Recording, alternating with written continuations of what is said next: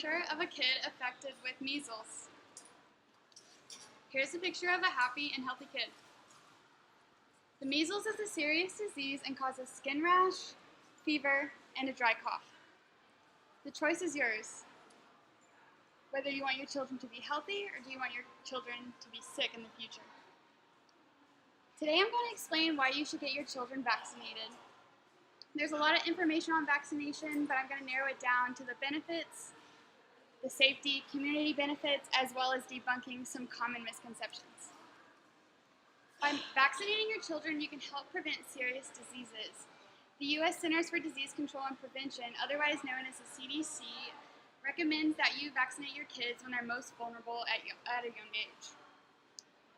Some babies get natural immunization from their moms when they are breastfeeding, but that immunization fades away over time.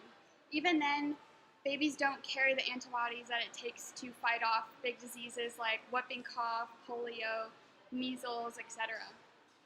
So this is where vaccines come in handy.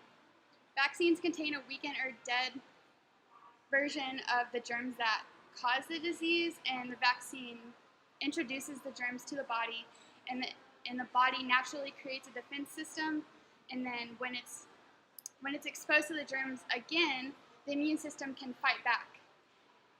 So there's benefits to vaccination, but is it safe for your kids?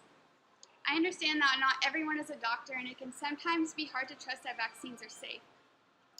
However, vaccines undergo extensive testing before they are released, as well as after they are released. They're extensively monitored over time.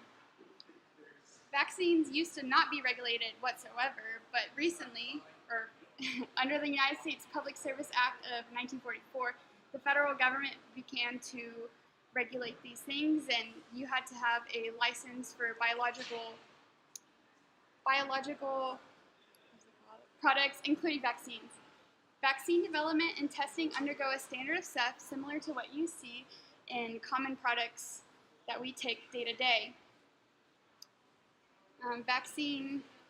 It is also said that vaccine testing is undergone more thoroughly because it's tested with more people in the clinical trial stage.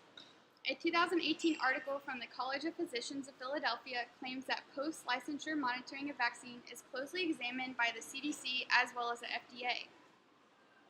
All these steps and more are made to ensure the safety of the vaccine when they're tested as well as when they're in use over time. So knowing that your kids are safe, consider the effect that vaccines can have on others.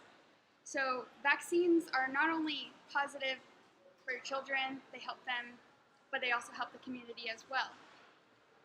So let's take a look at the history of the measles. So pre-vaccine era, first account of measles was in the 9th century. We learned that it was an infectious disease and it affected all of America and it was spreading. So according to the College of Physicians of Philadelphia, the decade prior to the MMR vaccine, the measles, mumps, rubella combination vaccine in the United States, it's estimated that more than 3 million were infected of the disease each year. And since the widespread use of the MMR vaccine, the cases of measles in the country have reduced more than 99%. So with the use of this vaccine, a lot of Americans no longer are affected with the measles, and the CDC also states that if we stopped immunization of the measles, it would increase to the pre-vaccine levels that they were at before. So it's important that we continue vaccinating our children of the measles vaccine. And the measles vaccine is just one example of the community benefit. By vaccinating our children, we create something called a herd immunity. The Oxford Vaccine Group defines and describes this with an example. So if someone with the measles is surrounded by people who are vaccinated against it, the disease cannot be easily passed to anyone, and it will quickly disappear again. Those who are vaccinated give protection to those, not only to themselves, but to those who are vulnerable to the disease. People like newborns, those that are ill, people that are undergoing chemotherapy, they are not able to get vaccinated, so those that are vaccinated protect those people. So even with a variety of benefits, not everyone agrees that vaccinations are good. Recently, there's been a lot of talk against the use of vaccinations. People have brought the safety into question. It is important to stay informed about this topic. Consider the argument, but get the facts. For example, one argument is that vaccines carry toxic chemicals. That is true, but the chemicals are only toxic at a higher dose. Even water is toxic at a greater dose. So one specific chemical that people argue against is aluminum. Aluminum is seen in a few vaccines, not all. A CDC article states the average person takes an estimated 30 to 50 milligrams of aluminum every day. Not all vaccines actually carry aluminum, and the ones that do carry 0.125 milligrams to 0.625 milligrams, and that's only 1% of the daily average that we take naturally.